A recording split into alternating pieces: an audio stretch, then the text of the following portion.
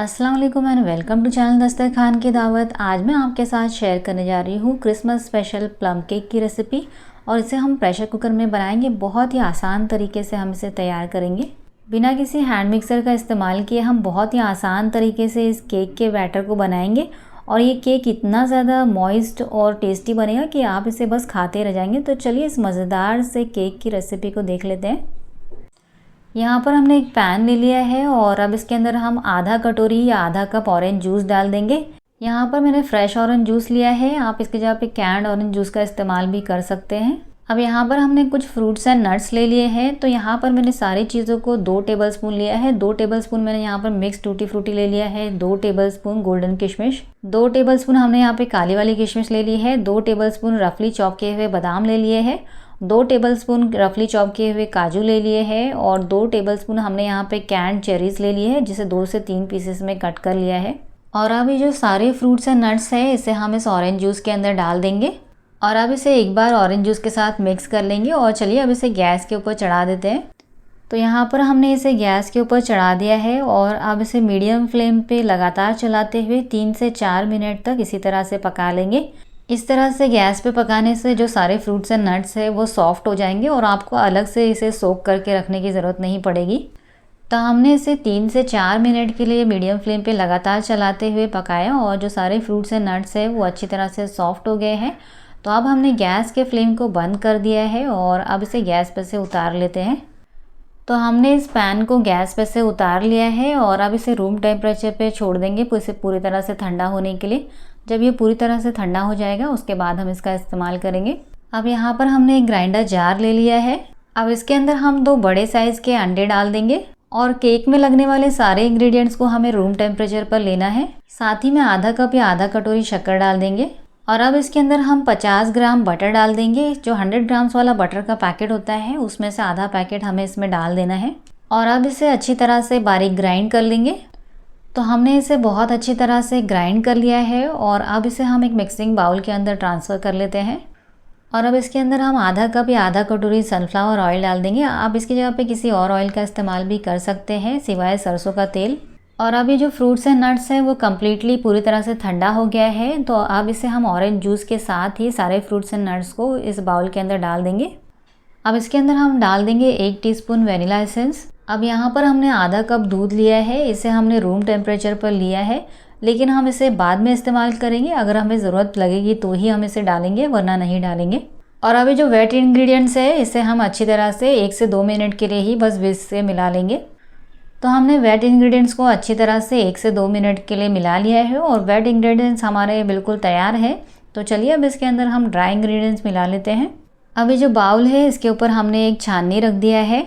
अब इस छाननी के अंदर हम 2 कप मैदा डाल देंगे, साथ ही में 1 टेबलस्पून कोकोआ पाउडर डाल देंगे, 1.5 टीस्पून बेकिंग पाउडर डाल देंगे और इसी के साथ में आधा टीस्पून बेकिंग सोडा डाल देंगे।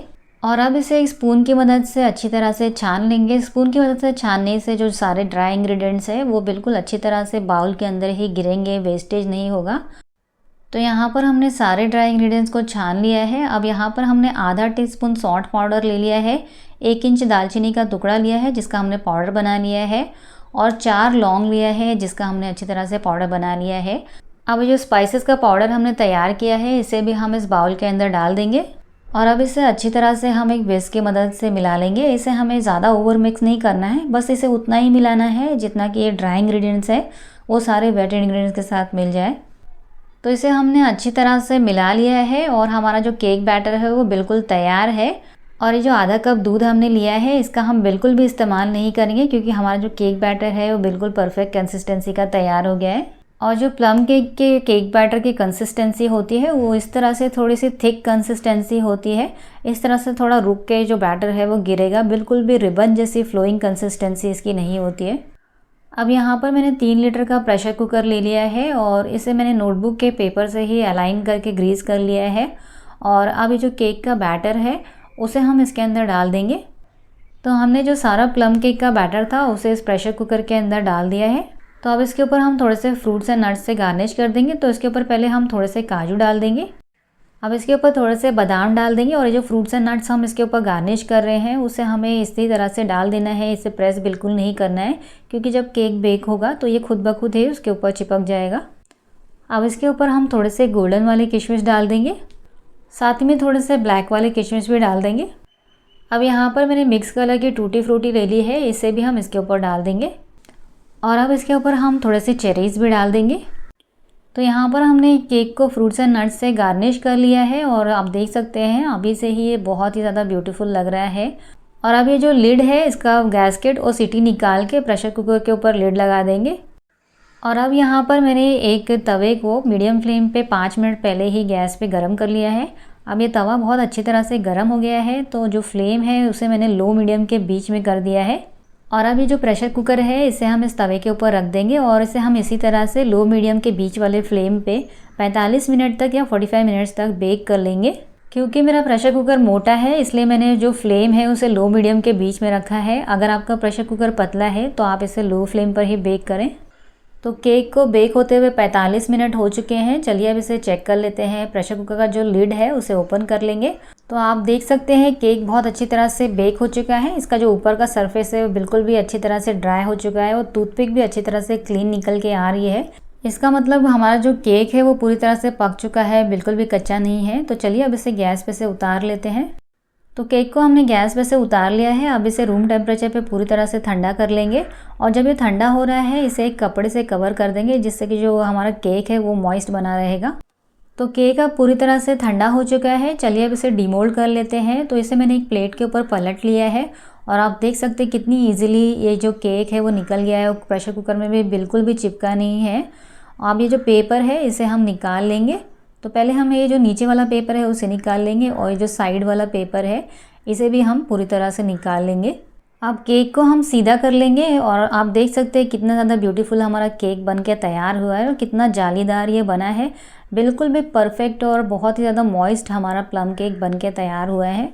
और कितनी आसानी से हमने इस केक को प्रेशर कुकर में ही बेक कर लिया है। कोई बता ही नहीं पाएगा कि आपने इस केक को ओवन में नहीं बनाया है। इतना ज़्यादा परफेक्ट ये प्रेशर कुकर में बनता है।